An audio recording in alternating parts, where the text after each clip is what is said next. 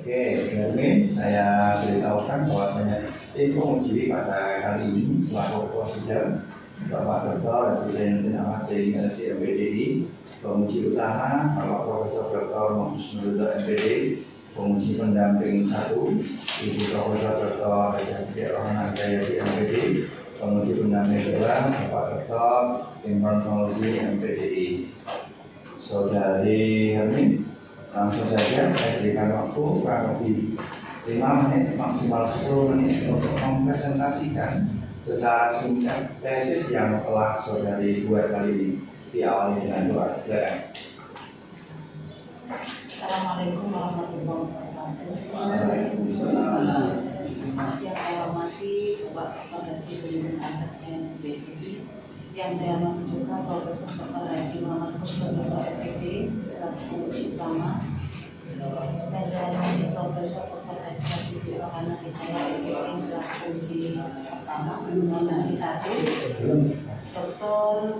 Bapak Dr. Informasi FPDI selaku penguji 2. Pada kesempatan siang hari ini saya akan memaparkan tesis saya berjudul Manajemen Sumber Daya Pendidik di Sekolah Menengah Pertama Nurul Khotim, Desa Wulanenatu, Kecamatan Jombang, Kabupaten Jember.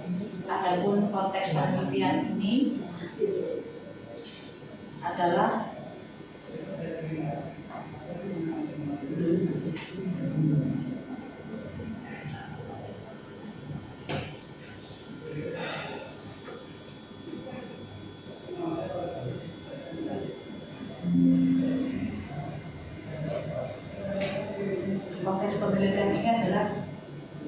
dari beberapa sumber atau unsur, yaitu pendidik dan tenaga pendidikan, kemudian keberhasilan sekolah itu sendiri, open recruitment termasuk di dalamnya, kemudian seleksi secara bertahap dari PSN dan Khotim yang dilakukan dalam rangka perbaikan sumber daya manusia termasuk pendidik dan tenaga pendidikannya.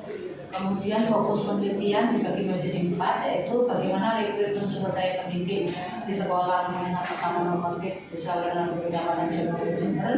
Kemudian bagaimana seleksi sumber daya pendidiknya, bagaimana pengembangan sumber daya pendidiknya, dan bagaimana evaluasi kinerja sumber daya pendidik di sekolah menengah pertama Nurul Khotim, Desa Wulanenatu, Kecamatan Jombang, Kabupaten Jember. Terkait dengan rekrutmen, menurut Erwin Haris di sini ada beberapa proses, yaitu ada job assessment, ada job description, ada identifikasi, dan gross screening, yaitu penyaringan secara kasar. Untuk seleksinya adalah merupakan pengumpulan data guna menilai dan memutuskan secara legal siapa yang dapat diangkat sebagai pegawai atau anggota organisasi berdasarkan kepentingan individu dan organisasi untuk jangka panjang dan jangka pendeknya.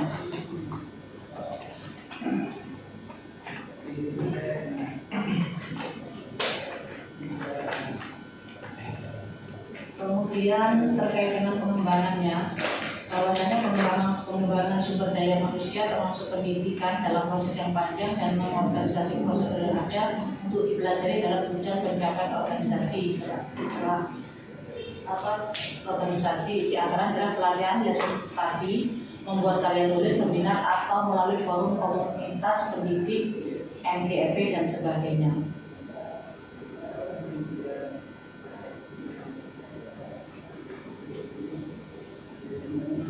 Sedangkan terkait dengan evaluasinya, di sini Ben Haris juga membagi 2 macam evaluasi, di antaranya adalah formatif dan evaluasi sumatif. Dalam metode penelitiannya, kami menggunakan pendekatan kualitatif, yaitu jenis penelitian studi kasus, di mana penelitian ini dilakukan di SMP Nurul Khotim, lebih tepatnya berada di Jalan Buntar nomor 16, Desa Wulanenatu, Kecamatan Jombang, Kabupaten Jember, yang menunjukkan informan dalam penelitian SMP Nurul Khotim ini menggunakan prosedur proporsi. Di antaranya yaitu ada kepala sekolah, wakil kepala sekolah, konsultan dari Kenzolni, kemudian segenap dewan guru SMP Nurul Khotim. Dan ada pun metode penelitian, kami menggunakan teknis pengumpulan data menggunakan observasi, wawancara, dan dokumentasi. Sedangkan analisisnya menggunakan teorinya Willis, kemudian hubungan dan saldana, yaitu kondensasi, penyajian data, dan kesimpulan. Sedangkan pengecekan keabsahan datanya, pertama menggunakan triangulasi teknik dan kedua menggunakan triangulasi metode. Ada beberapa temuan penelitian yang kami lakukan di SMP Normatif, di antaranya terkait dengan proses rekrutmen, bahwasannya SMP Normatif itu dalam merencanakan program rekrutmen dengan menganalisis kebutuhan yang disertakan dengan kualifikasi yang harus dipenuhi oleh seluruh calon tenaga pendidik dan tenaga pendidikan. Selain itu membentuk kepanitiaan, kemudian menentukan sumber-sumber penarikan calon tenaga pendidik baru pola rekrutmen yang ditetapkan secara terbuka dan juga punya prinsip profesionalisme dan transparan.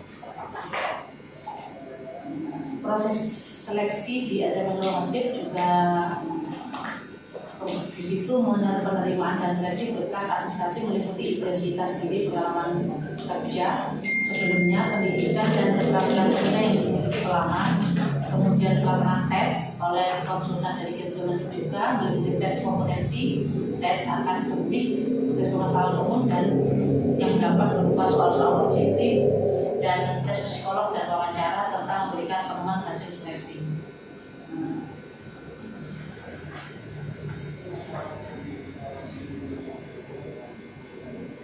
Sedangkan dari pengembangan SDM-nya, SMP Normatif itu melakukan 2 cara, yaitu job learning, di mana mendatangkan narasumber dari luar untuk melatih tenaga pendidik, dan kegiatan tersebut diadakan dalam lembaga SMP Normatif yang bekerjasama dengan instansi Kenzulani.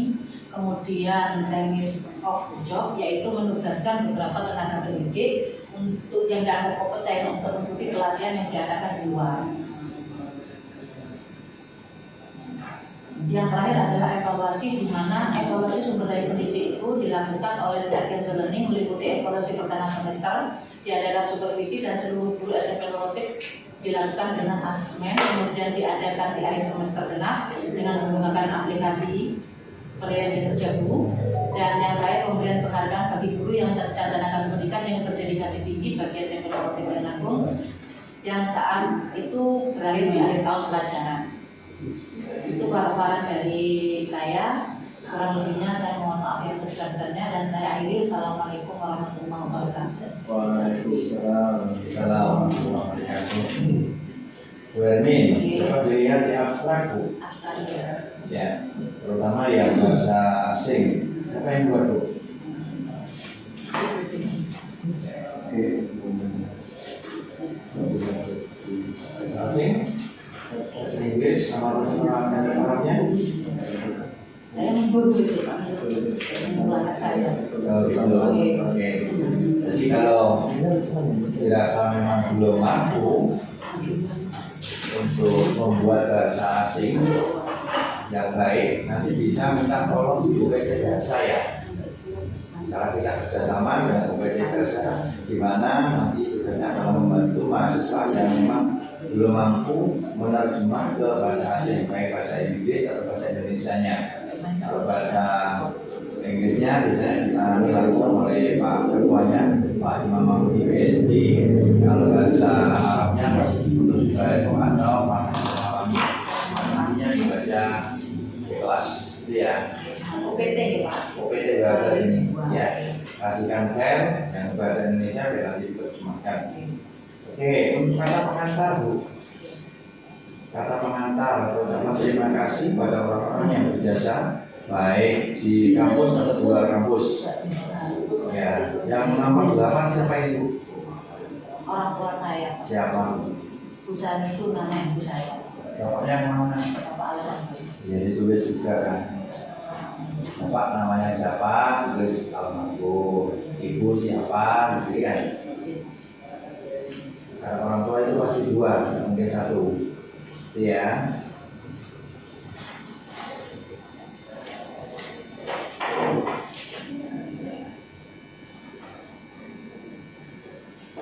Fokusnya ada berapa, Bu?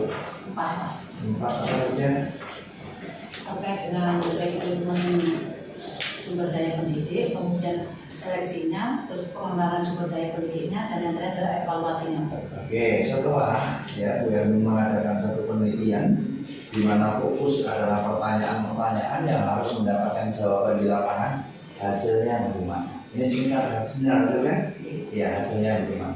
Kalau yang terkait dengan rekrutmen, hasilnya adalah SMP Nurul Khatib itu ketika ingin membuka open rekrutmen itu membuat perencanaan dulu, kemudian membentuk panitia, terus menentukan sumber-sumber penarikan calon tenaga pendidik, terus menentukan pola rekrutmennya yang diterapkan secara terbuka. Terus Seleksinya di sini penerimaan dan seleksi berkas administrasi itu meliputi identitas diri, pengalaman kerja sebelumnya dari pelamar, kemudian pendidikan, yang terpenting adalah terakhir pendidikan apa dan keterampilan kerja yang dimiliki pelamar. Juga ada tes juga Pak, seleksinya ada tes dari pihak Kerjelearning.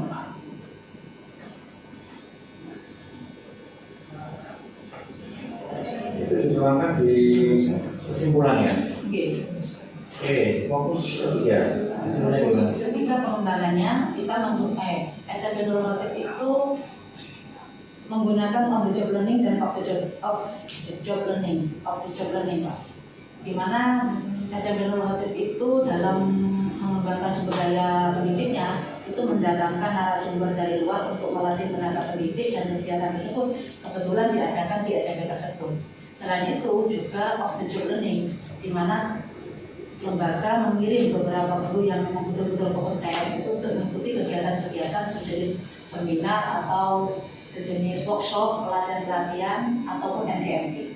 Oke, yang 4, fokus 4 maksudnya gimana? Untuk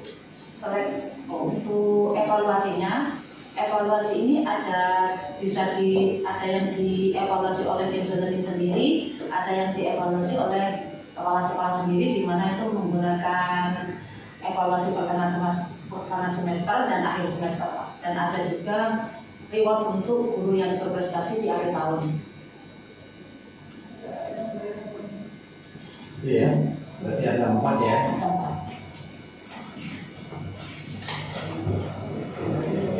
Oke, demikian pembukaan dari saya selaku ketua sidang, dilanjutkan oleh penguji utama pada Bapak Profesor Dr. Muhtus Nurilo. Kami persilakan. Assalamualaikum warahmatullahi wabarakatuh. Waalaikumsalam. Yang sangat saya hormati ketua sidang, yang sangat saya hormati penguji pendamping, dan yang saya banggakan saudara Hermin. Ya, Hermin juga ada. Iya Pak, tidak ada Melanjutkan ya review dari ketua sidang. Saya ingin mengkonfirmasi ya. Yang pertama, fokus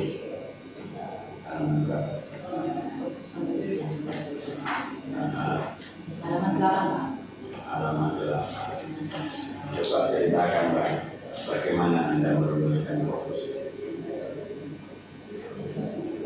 Berikut Pak. Coba ceritakan pengalamanmu merumuskan fokus kemarin di mana langkah-langkah. Yang pertama saya tuh Saya sebut sebentar, kami bawa recorder. Iya, Kak. HP.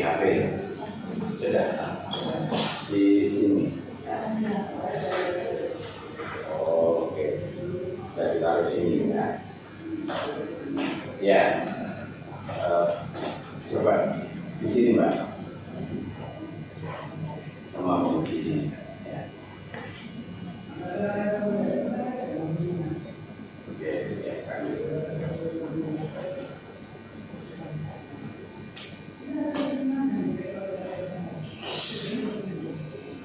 Sini Mbak.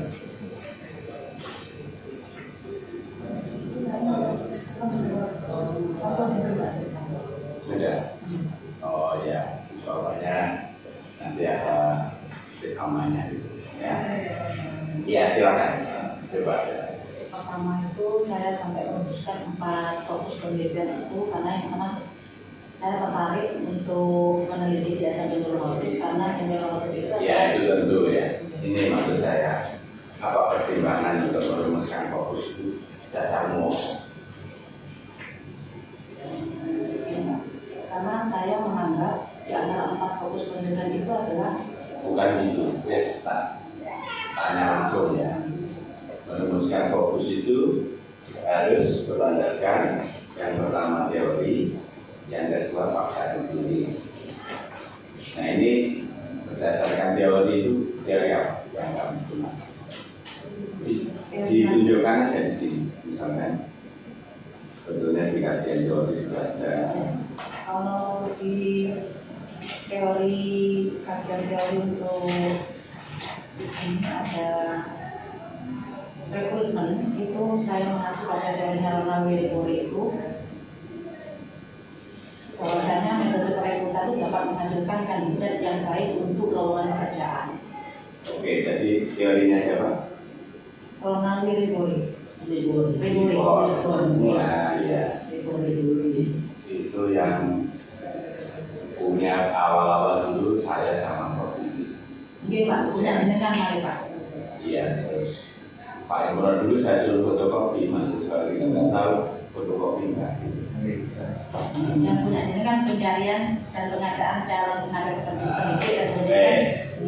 Enggak, itu aja kalau sudah berdasarkan teori sudah fakta empirisnya tadi mungkin sudah disampaikan tadi. Nah, dari deskripsi tadi yang jawab ketua sidang tadi, saya mendengar ada on the job learning sama off the job learning. Itu teorinya so. Pokoknya ujian dari sisi utama. Cek kalau ono barangnya langsung bablas pasti nggak lama. Baru lagi ono itu. Ayo, teori ini coba on the job learning sama off the job learning. Ini ada, yang nggak ada jangan dicari, ditambahkan. Rono sampai sore ini saya uji 2 meja, tapi nggak usah khawatir. Kalau saya Pak Imran itu, insya Allah ahli bidang ini semua. Jadi yang sampai mengikuti ritual ya, atau teori manajemen SDM secara umum, itu yang lazim itu menggunakan istilah on the job training atau on the job education sama off the job education. Nah itu sering selarang-selarang kalau seperti itu ada sumbernya apa-apa ya. Cuma saya yang on the job learning sama off the job learning tadi kayaknya baru dengan ya. Jadi nanti di konseptualisasi itu dasarnya harus jelas karena tesisnya. Oke. Nah dengan demikian nanti saya sarankan dalam kajian teori ya, Anda tahapan penjelasan juga begitu. Jadi katakanlah kami sampaikan pengembangan sumber daya guru yang berpikir itu bisa melalui on the job training dan off the job training. Apa itu? Penjelasan secara singkat. Kedua, pelatihan itu bedanya. Kalau on the job itu mendatangkan narasumber dari luar untuk melatih dewan gurunya dan dilaksanakan di lembaga itu sendiri. Kalau off the job itu lembaga mengirim guru yang berkompeten untuk mengikuti pelatihan itu Pak. Di luar. Oke. Kalau di lembaga Indonesia on the job training itu apa istilahnya lain, nama lainnya?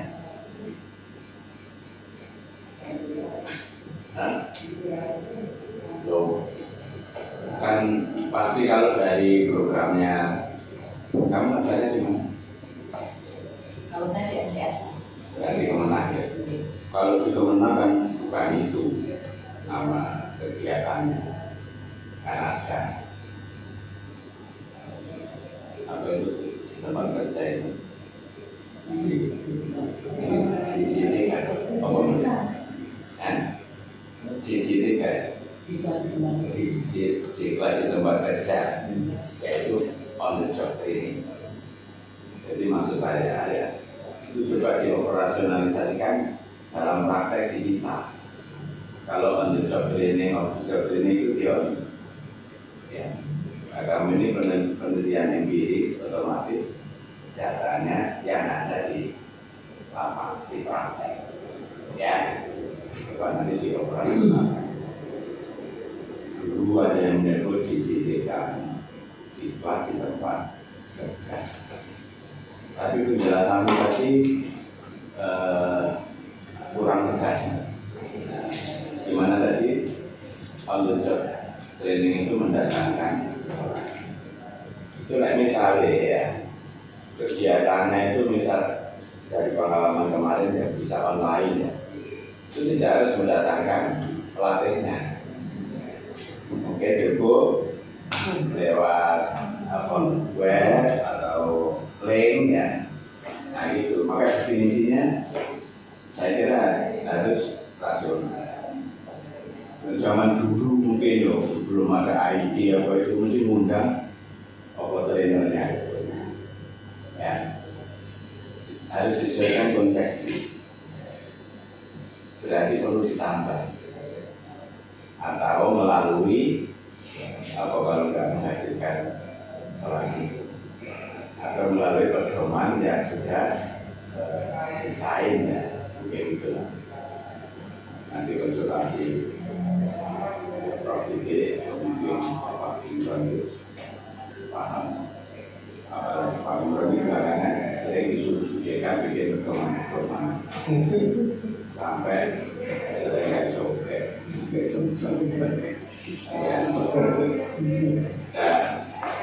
terus saya ingin saya katakan sumber rekrutmen kamu siapa saja? Ya, menurut teori dan yang kamu pilih ya siapa saja? Dari besar sumber internal, sumber eksternal ada di penjelasan. Saya hanya mencatatkan belum ada yang ditambahkan, baru dijelaskan yang internal itu siapa saja. Misalnya kemarin banyak apa istilah honorer. Kalau yang internal itu bisa dari alumni atau Iya, termasuk alumni, terus selain alumni siapa? Ya itu tadi ya. Ada keluarga, tapi keluarga tidak saya tanya langsung kalau keluarga tidak. Jadi di situ itu profesional betul, bukan karena keluarga baru diterima. Tapi kalau sudah berbau alumni diterima. Kalau yang eksternal? Kalau eksternal dari luar Pak, karena di luar itu iya kamu di Sokoy. Eksternal itu di teori ada itu. Saya berpikir ini pulaannya ilmu manajemen pendidikan itu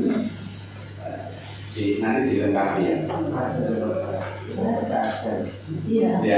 Lumayan sendiri kok. Intinya kalau belum ada nanti kita teorinya ya. Kan banyak loh Mbak. Ada yang referral ya. Itu dari Rekom kalau sudah ada terus dari ada agent ya, lembaga ya. Kayak misalnya Agrikultur Satpam sekarang itu banyak diambil dari lembaga yang outsourcing. Nah gitu ya. Jadi menurut saya itu perlu terus seleksinya tadi ditegaskan ya. Secara umum apa? Pakai tes dan non-tes ya. Yang non-tes itu kegiatannya wawancara itu maksud saya dulu pernah dites itu pakai wawancara, berarti itu tes mungkin asesmen ya dan selanjutnya terus nanti ini itu dioperasionalkan. Di kajian teori hal-hal yang terkait ya 4 fokus itu harus ada ya. fokus itu panglimanya tesis. Ya, semuanya mesti bersumber ya berdasarkan fokus. Teknik analisis ya, selanjutnya pasti berdasarkan jawaban fokus. Ya, oke, sebelum lanjut ya, saya tadi buka konteks ini ya. Itu isinya sudah lengkap. Apa isi dari konteks itu? Coba di ini ya. Nanti sama cek ya, landasan filosofi ya, mana ini dari paragraf ada belum? Landasan filosofi kan dapat buku yang melatar belakangi itu Pak. Dulu kan gelondongan Pak, itu pomai. Secara umum ini, landasan filosofis itu menjawab pertanyaan, mengapa topik ini atau judul ini penting? Ada. Belum ada, nanti ditambahkan. Satu paragraf cukup.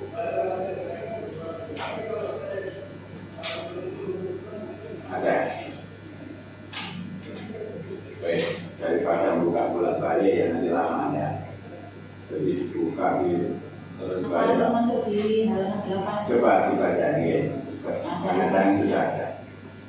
Ini penting mempunyai ketertarikan untuk melakukan penelitian secara mendalam mengenai rekrutmen seleksi pengembangan serta Itu karena alasan subjektif. Dulu kalau diskusi itu adalah bukan. Jadi misalnya ini, mengapa topik ini penting? Kamu bisa di sini merujuk kepada teori yang kamu kutip. Misalnya ini, manajemen sumber daya manusia itu akan menentukan efektivitas pencapaian tujuan lembaga. Nah itu sudah menunjukkan penting. Dan nanti dicek lagi ya dengan itu. Tapi saya ini halaman 1 itu. Jadi kalau dia tambah bagus, jangan sampai tidak ada satu pun kutipan dalam satu halaman.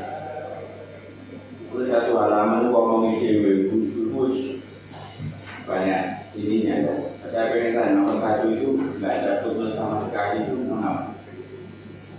Tulisnya dari halaman 2. Oh di situ. Tapi gini, yang bagus itu ya kalau bisa setiap paragraf ada sumber. Kalau enggak ya harus baca satu lagi. Oke. Footnote-nya halaman 2. Bukan hanya itu sebenarnya ada di halaman 1 Pak. Ada dari Kessler itu Pak. Cuman karena Dasar ini sebetulnya apa kepala paragrafnya halaman 1. Ini landasan dari SEO sudah ada. Kaitannya baik manajemen sumber pendidik ayat aturan. di situ bahwasanya dari Ibnu Qayyim dan Asy'ari itu ayat ini merupakan ayat yang landasannya tentang falsafah sebenarnya. Ya, kaitannya dengan fungsi manajemen SDM. Apa? Kan topiknya manajemen sumber daya. Jadi seseorang itu merenungkan dan mengetahui apa yang sedang dia kerjakan agar dia bisa prepare untuk masa depannya. Ya wis, kok sambungin nyambung ya wis. Lalu dari aku waktu ini. Bandingkan misalnya apa? Kalau yang malam Iron pokoknya ada ayat itu ya. Oh ini kaitannya dengan produktivitas lembaga dengan jadi apa-apa ya. Yang penting sudah dipenuhi landasan religius. Landasan yuridis ada. Mana? Peraturan. Halaman 2.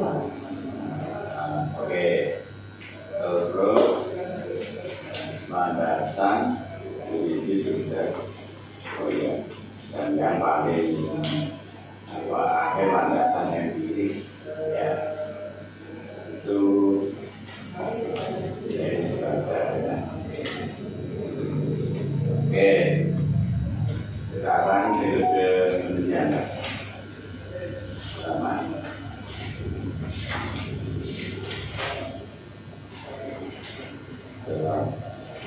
Itu 8 ya. Halaman 8 ya.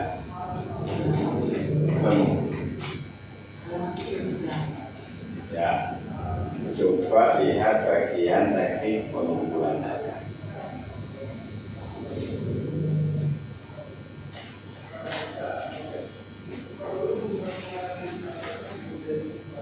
Ya, sistem yang pertama observasi. Ya. Jadi sebetulnya ya metode penelitian itu cukup dijelaskan secara praktis, ya, empiris, tidak perlu ada kutipan-kutipan. Ya, tapi ketika kutipan itu khawatir dengan sama dengan kakak kelas ya, jadi itu namanya apa? Kamu terpapar AMLU, ya, Asosiasi Mahasiswa Latar Unhas. Wis melok-melok Mas yo kepikir itu. Ya wis kalau dari kami apa? Kalau itu langsung saja, coba ditunjukkan di paparan data itu data mulai halaman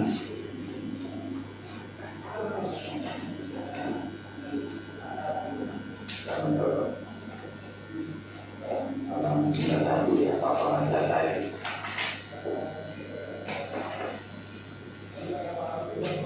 Oh itu ada observasi ya, halaman 92 observasi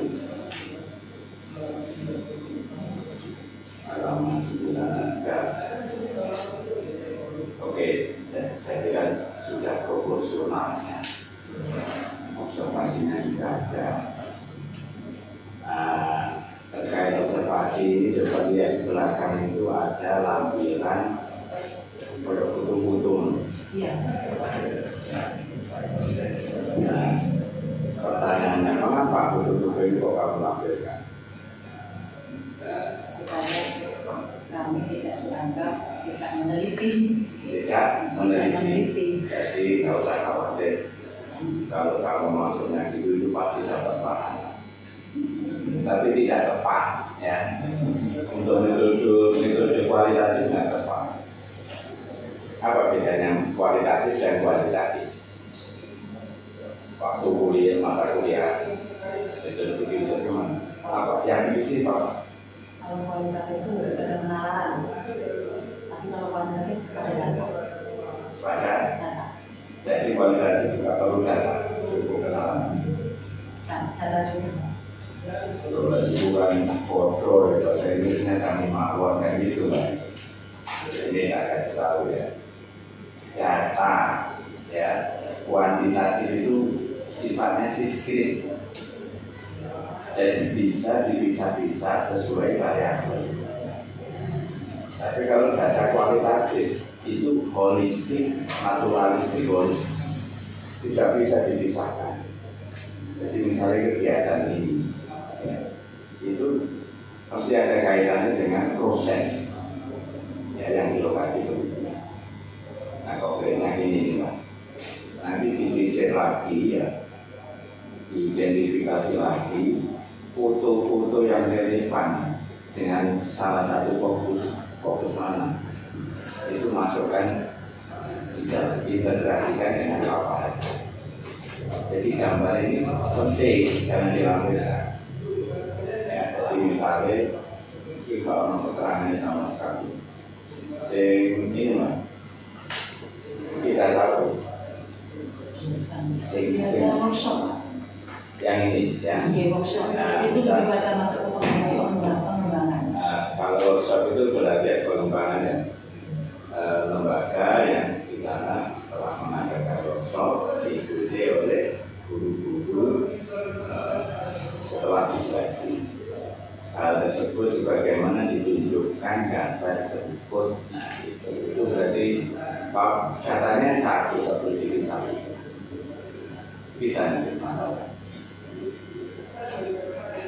Apalagi kalau fotonya itu wawancara itu nggak punya.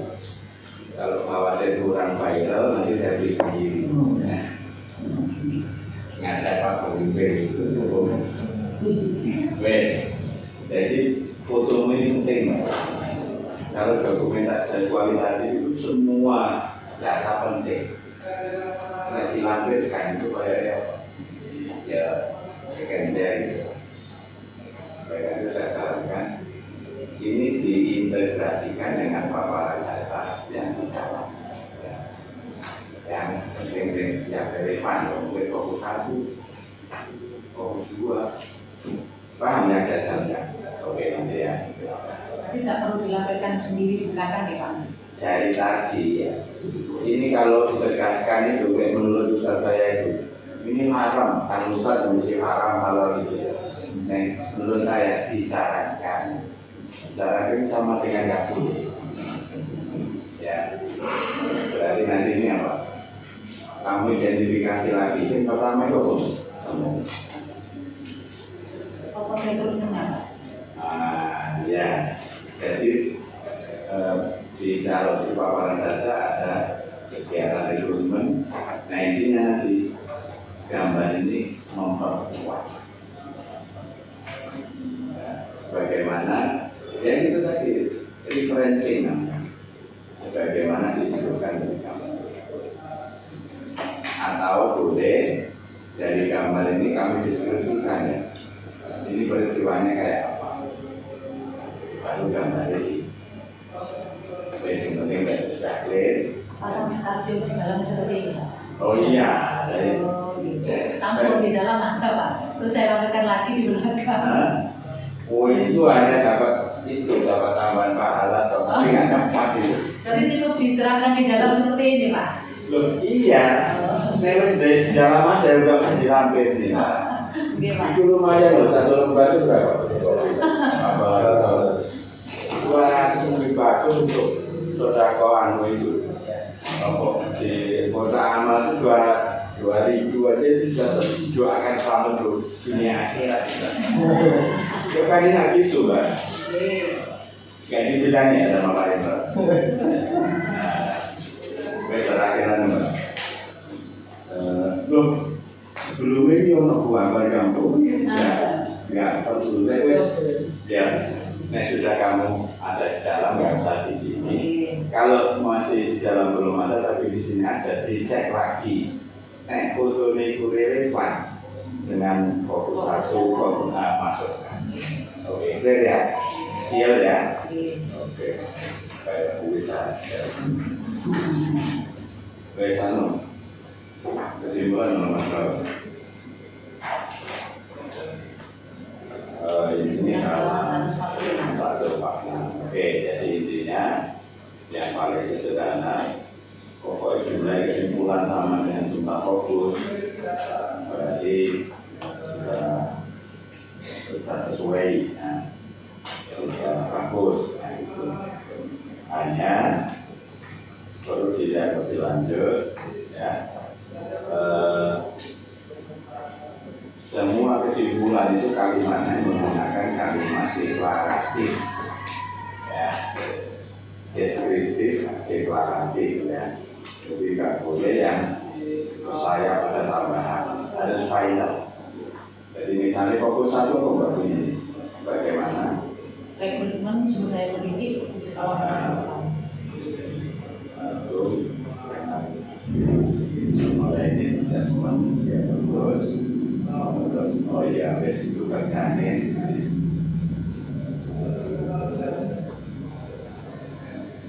konsiderannya aja ya kita bahas sedikit. Konsideran apa? Boleh dasar ya. Di paragraf pertama sudah bagus. Jadi sebelum merumuskan kesimpulan ada berdasarkan itu namanya konsideran. Nah itu ditambah yang lazim ya biasa biasanya berdasarkan hasil analisis data dan pembahasan. Nah itu biasanya ya. Nanti di kalimatnya dikasih itu ya. Atau berdasarkan pembahasan temuan. Nah, boleh. Tapi analisis data. Maka dikemukakan kesimpulan sebagai menurut. Nah, mantap pagi karena ini kualitatif.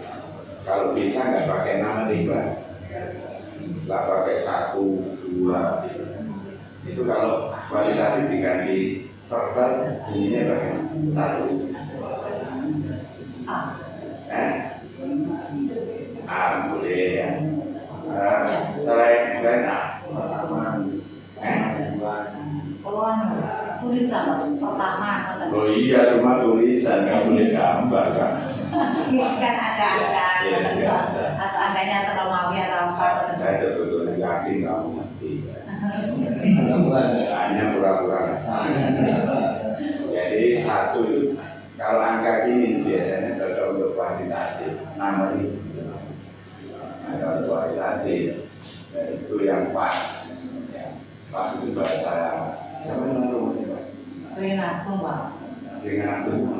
Sumber Babinsa Kecamatan Korban. Oh, kira Bondowoso. Kalau Bondowoso itu sebenarnya yang tepat, nah itu. Yang tepat. Itu nanti angka 1 diganti apa? A.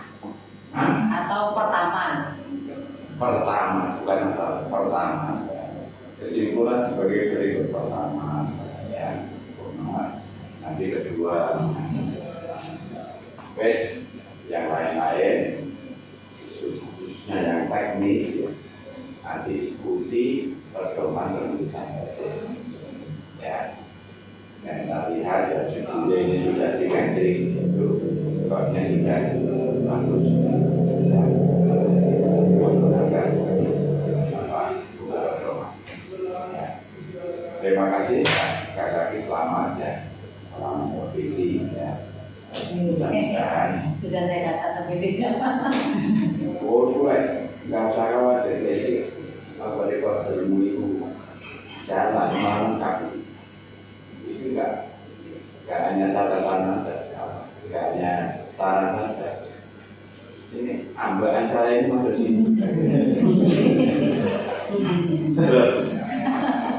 Terus ini, nah, makanya itu saya selalu coba on-kan rekor gitu ya. Oke, sukses ya. Assalamualaikum warahmatullahi Waalaikumsalam. Terima kasih pada komisi utama Bapak Dr. Bismillah. Selanjutnya ada komisi pendamping 1 Ibu Profesor Dr. dan Siti Rohana CILBC. Kami persilakan. Terima kasih. Assalamualaikum warahmatullahi wabarakatuh.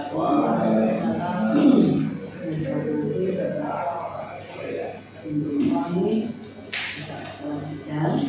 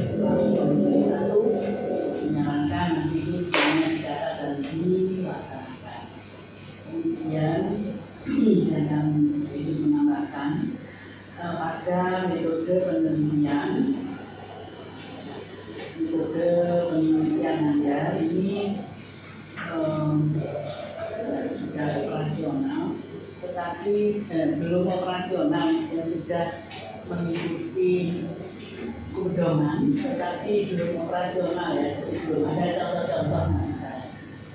Jadi seperti misalnya analisis data, nah, apa saja ini sudah ada analisis datanya, tapi beri contoh satu, gitu ya.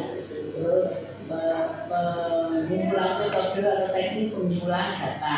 Teknik pengumpulan data ini kan ada wawancara, ada observasi, ada wawancara, ada dokumen. Pada observasi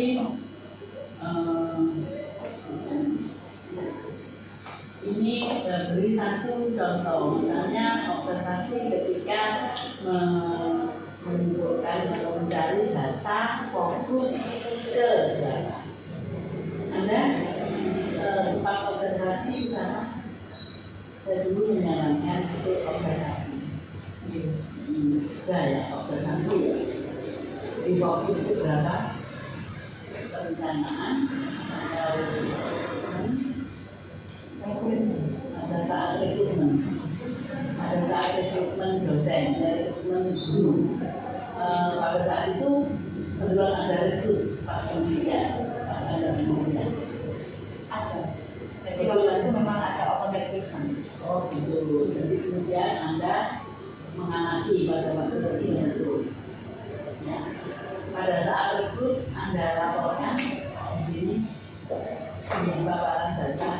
Itu kan kapan, tanggal berapa, ketika itu, pada saat proses apa. Pada saat itu Anda pas di sana itu kebetulan sedang apa wawancara, apa mengenai brosur atau apa. Bentuknya seperti apa Mbak? Bentuknya model itu diperkirakan secara tertutup. Model bentuknya dilakukan secara terbuka. Ini lewat media sosial, WhatsApp, kemudian Facebook. Ada yang mengamati di sana. Iya, saya ditunjukkan linknya juga. Jadi di situ ini ada, kalau di Facebook ini akunnya. Terus kemudian waktu itu ada yang masuk, bukan ada yang mendaftar. Tidak, cuman saya dikasih tahu, saya minta untuk surat lamarannya, CV. Di situ ada kayak CV gitu. Jadi kan kalau surat lamaran itu ditulis tangan gitu. Tapi biasanya waktu itu diminta juga CV-nya. Ada. Saya tampilkan CV-nya contoh satu, contohnya ada di mana. Kalau itu bukan observasi, tetapi dokumen. Ya, di mana? Di fokus satu. Ada di mana? Betul. Betul. Di fokus satu berarti ya, fokus satu. Di fokus satu. Sudah diberikan di sini, sudah di apa? Di foto sudah, foto ada sudah. Di mana? Tapi saya tidak tahu. Nah, sekarang saya juga minta ini. Terus ya, rekrut itu kan berarti halaman 96 ya, fokus satu kan.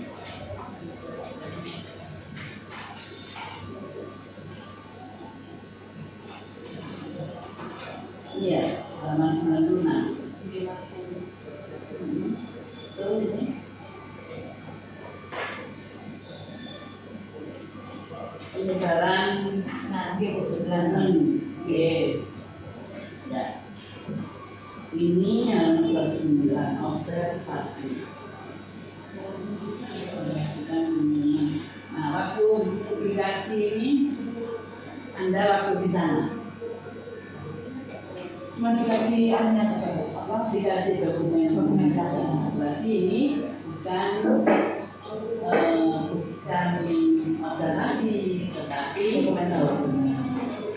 Kan ada tiga kan? Dokumen, observasi, wawancara dan dokumen. Ya. Cara memperoleh data teknik. Berarti ini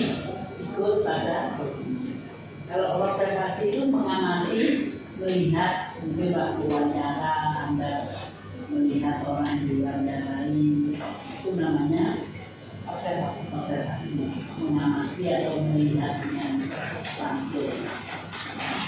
Ini termasuk yang ini disebutkan ya di metode penelitian. Metode penelitian itu kan ada teknik pengumpulan data, misalnya itu teknik dokumen, misalnya dokumen rekrutmen, pengumuman open rekrutmen dulu. Nah itu ya, sehingga apa metode penelitian ini betul-betul operasional. Ya, terus kemudian berikutnya juga analis seleksi. Nah, di ketiga metode penelitian itu uji keabsahan temuan atau keabsahan data. Itu kan ada triangulasi. Itu kan di situ seakan Anda cerita saja. Triangulasi, terus konfirmativitas, ya. Nah itu diberi contoh ya, triangulasinya misalnya ketika triangulasi sumber habis wawancara ke Pak Kepala Sekolah, wawancara ke panitia, ada nggak? Dicantumkan di situ wawancara dengan kurikulum ada juga. Ada. Di metode penelitian yang belum ada. Nanti ditambahkan ya. Catat aja, nanti ditambahkan contoh-contoh. Contoh yang dimaksud ketika kita wawancara dengan orang tua. Ya. Di dalamnya sudah ada. Enggak, di metode penelitian. Oh, oke. Di metode penelitian kan Anda uji keabsahan temuannya ada triangulasi, ya kan? Nah, triangulasinya ini seperti apa? Gitu. Ya, paham ya? Dikasih contohnya. Iya, contoh triangulasi. Ya, belum tentu wawancara, mungkin dokumen, kemudian observasi itu kan juga triangulasi. Kemudian contoh konfirmativitas, kan ada ya konfirmativitas. Di halaman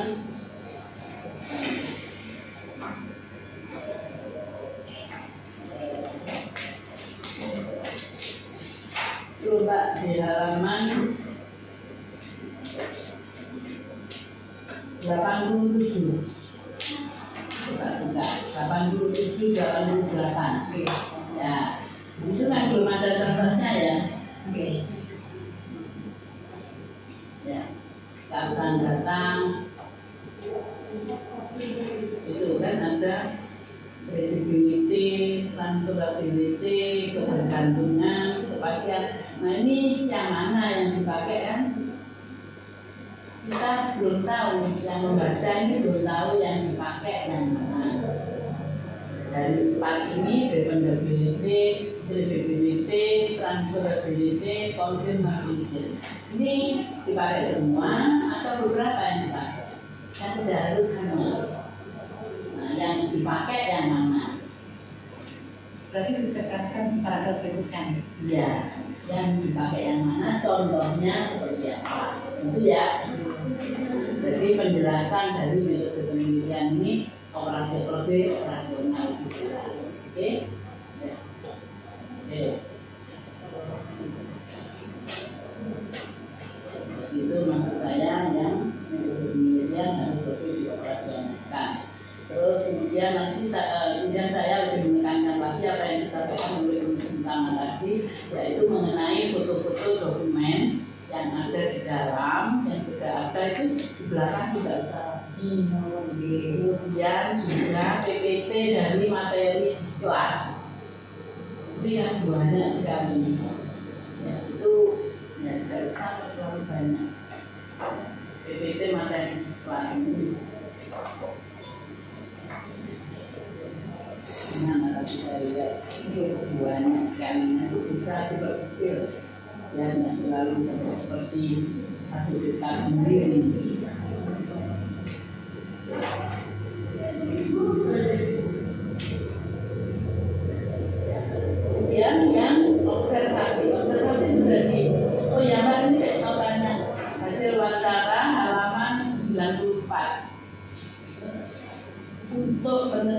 penerimaan rekrutmen guru, apa betul maksimal usianya 28 tahun? Iya. Ya, memang 28. Nggak harus lebih, karena di sini umur maksimal 28. Misalnya 29 kan masih muda, masa harus kayak gini? Kan masih muda kalau 29 ya. Ini kayaknya bukan anu maksimal, Bu. Tapi itu anu kok yang penting kalau saya wawancara kemarin itu minimal lulusan S1 gitu. Nah, sudah ya begitu aja, nggak usah umur maksimal. Lain umur maksimal 28 lagi tidak ada. Tidak boleh lebih dari. Berarti kalau maksimal 29 sudah ada diterima. Ini sangat memberikan penjauh penting. Konsep lagi. Iya, ini anu dipaksakan juga. Sebenarnya, Iya. Enggak harus umur 28 itu minimal S1 itu. halaman 90. Iya, iya. Iya, iya. Ya. Ya, tapi saya juga menegaskan lagi bahwa foto-foto di belakang itu yang di dalam sudah ada, tidak perlu dipaparkan lagi ulang-ulangnya. Kemudian yang di dalam itu dokumen, kalau yang ini harus ada dibedakan bahwa foto ini yang motret Anda atau memang sudah menjadi dokumen? Sudah menjadi dokumen. Oh, dokumen berarti bukan observasi ya? Ini dokumentasi. Dokumen ya, ya. Ini harus sebenarnya ya dokumen. Cukup saya kira dari saya. Terima kasih. Oke, yang terakhir pada dosen pembimbing 2, Pak Dr. Irwan Fauzi, kami persilakan. Assalamualaikum warahmatullahi wabarakatuh. Waalaikumsalam warahmatullahi wabarakatuh. Ini MBC penguji utama Profesor Dr. Muhammad Yusuf, penguji Persum Bimbing 1 Profesor Dr. Muhammad Hidayati MBC, dan Pak Hermin ya selama telah melalui tahap seminar hasil ya dengan penuh perjuangan ya. Kalau betul seperti apa perjuangannya dengan apresiasi ya. Oke, saya nambahkan aja buat ini. Tadi penguji utama, penguji kualitas dan penguji damping satu. Ini yang di apa yang sama itu tadi terkait dengan pengolahan data ya. Jadi di penyajian data itu triangulasinya itu berbicara. Di situ triangulasi itu kadang-kadang berdialog, wawancara triangulasi sumber misalnya ya. Wawancara si A, wawancara keterangan si A tersebut dikuatkan oleh si B. Nah itu seperti dua orang ini seperti dalam satu ruangan, itu triangulasi sumber. Triangulasi yang teknik misalnya, di wawancara tersebut dikuatkan dengan adanya observasi, gerakan observasinya. Kemudian disampaikan juga dokumen foto tadi itu. Jadi semua dokumen itu, foto-foto didialogkan sebagai pendukung data, wawancara atau observasi. Jadi didialogkan begitu seperti orang Diberi penjelasan. diberi penjelasan gitu lah ya. Foto, misalnya kalau foto ya, dari foto tersebut tampak apa? Kamu ceritakan fotonya. Misalnya ini loh Mbak, halaman 114. Oke, nah, di Tadi saya mau mengira itu. tadi seakan-akan berdialog gitu. Foto yang tidak hanya sekedar foto, dijelaskan di bawah. Contoh misalnya dari penjelasan guru di atas bahwasanya penelitian itu dilakukan oleh tim seperti ini. Iya, kan kita kan melihat foto itu kan banyak arti ya kalau nggak dinarasikan itu. Nah dari itu, proyeknya ya lebih apa namanya komprehensif hasilnya dan bisa dilengkapi antara wawancara, observasi dan dokumen. Nah yang kedua tadi itu misalnya teorinya Rigor kan ya, karena tulisan Rigor, bukunya sudah terkasih Prof. Iya. Tapi Jadi Rigor itu kan bahasa Inggris. Ya. Apa aja dengan sekarangnya? Nah ini bukan dari bukunya Rigor, tapi rujuknya Rigor. tahu betul istilah-istilah itu jangan diganti ya, jangan diganti banyak. Mungkin karena bahasa Inggris ya, ini hari yang orang mereview bukunya Ribon banyak sudah. Tapi yang diambil ya jangan langsung reviewnya orang itu langsung Tadi buku aslinya. ada buku aslinya punya. Oh, sudah. Ujian akhir nanti di bawah bukunya ya, bahasa Inggrisnya itu. Saya sudah dikasih, masih ada mungkin. Nah itu intinya mungkin pancingannya dari review orang mereview bukunya. Dicek sendiri dalam apa sih ini istilahnya apa. Jadi pakai itu di bukunya Ribon itu apa namanya audio training. Di sini munculnya audio learning. Nah itu aja penggunaan istilah-istilah itu. Jadi gitu ya, kalau sudah paten jangan di ini lagi istilah-istilah yang lain. Saya datanya masukkan nanti. Kemudian teknis ya, translitasi diperbaiki. Translitasi itu punya tense Arabic ya. Misalnya A titik bawah misalnya itu ya, kalau diganti tense Roman itu titiknya hilang, ganti simbol apa gitu. Tense Arabic dari diganti. Definisi istilah dijelaskan batasan fungsinya. Di sini nggak ada ya batasan, misalnya dalam manajemen sumber daya pendidik dalam ini rekrutmen apa batasannya, seleksi apa batasannya, pengembangan apa sampai evaluasi kinerja. Jadi ini Bu, di definisi istilah itu berfungsi untuk membatasi ya, membatasi. Fungsi manajemen sumber daya pendidik itu sebetulnya banyak. Ada yang mengatakan 12 fungsi. Tapi jangan kan hanya ambil 4 fungsi dijelaskan di situ. Fungsi manajemen sumber daya kan ini dalam penelitian ini membatasi pada fungsi 4 itu. Nah, kemudian ada yang ini salah peletakan ya di kajian teori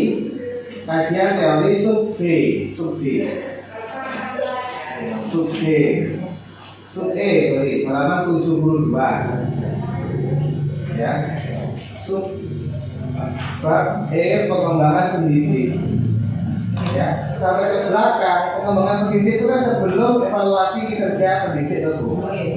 Tapi di situ evaluasi kinerja pendidik baru pengembangan pendidik yang berbalik. Oh, maksudnya itu sudah.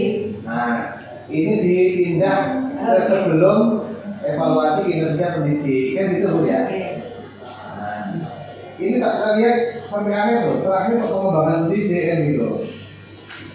Nah itu tadi dipindah saja. Kemudian diksi kata di metode penelitian akan, hendak, diharapkan, itu ya kan bahasa proposal. Ini kan bahasa laporan, melaporkan yang telah berarti itu. Kan gitu, nanti itu bahasa proposal akan, hendak itu berarti telah. Kemudian di akhir pembahasan ya, ditambah kritik teori atau rekomendasi teori. Dari pembahasan tersebut, misalnya ya, keunikannya apa temuan ini? Kan saya sudah sampaikan ya, keunikan rekrutmen apa sampaikan. Dengan begitu mengkritik atau menyempurnakan teorinya siapa? Fokus ya. Di akhir pembahasan paling akhir sebelum kesimpulan Bu. Itu penting karena itu apa ya, bobot dari tesis kelihatan dari rekomendasinya itu, rekomendasi teori atau keunikannya apa. Dan terakhir disaran Bu, ya disaran di bab terakhir. Sarannya hanya 2 itu. Harusnya saran itu dijelaskan pertama, kan ini swasta ya, yayasan berarti ya. Kepada yayasan sarannya apa, kepada kepala sekolah sarannya apa, sampai komponen yang paling bawah atau komponen di luar sekolah, termasuk saran untuk hands-on learning. Kan mereka terlibat di dalamnya. Jadi kan tidak ada sasaran untuk siapa. Jadi mungkin itu selebihnya cukup baik ya. Saya itu penasaran gambar-gambar ini apa? Saya itu melengkapi itu sesuai dengan fokus penelitian itu juga Pak, saya urutkan gitu. Seperti open recruitment ya, saya urutkan doanya apa? Maksudnya gambar pohon, gambar anak di depan rumah. SEQ yang kaitannya dengan seleksi itu Pak. Dulu suruh gambar. Iya sama angel itu. Nah terus artinya gambar apa gitu? Yang tahu yang kayak angel itu. Lagi gambar anak harusnya itu dijelaskan mungkin apa ya, jenis-jenis tes IQ itu begini gambar ini maknanya itu apa, melihat pribadian misalnya ya, kaitannya apa, saya gambar pohon ya, pohon ada buahnya, ada daunnya, sama yang nggak ada mungkin bedanya apa, mungkin begitu. Ini bagus kalau dikembangkan seperti itu ya. Ini itu saja dari saya, terima kasih, saya kembalikan ke Wasidhan. Waalaikumsalam pada sore hari ini kita telah melaksanakan ujian seminar hasil atas nama Ibrahim. Kemudian setelah saya melihat dan bagaimana Ibrahim mempresentasikan di hadapan para penguji, itu juga bisa mempertahankan tesis yang telah diberikan, ya. Maka dari 4 penguji, baik dari ketua sidang, penguji utama, penguji pendamping 1 dan 2, menyatakan bahwasanya ujian seminar hasil ini disetujui dengan perbaikan. Waktu Anda tidak lebih dari 20 hari, pertahankan dan gunakan waktu 2 hari ini untuk merevisi apa yang disarankan dari penguji utama, penguji pendamping 1 dan 2 dan ketua sidang saya. Jangan lebih dari itu. Kalau lebih dari itu berarti nanti takutnya maksimal. Itu ya. Oke, demikian ujian pada sore kali ini. Mari kita tutup dengan bacaan alhamdulillah. Assalamualaikum warahmatullahi wabarakatuh.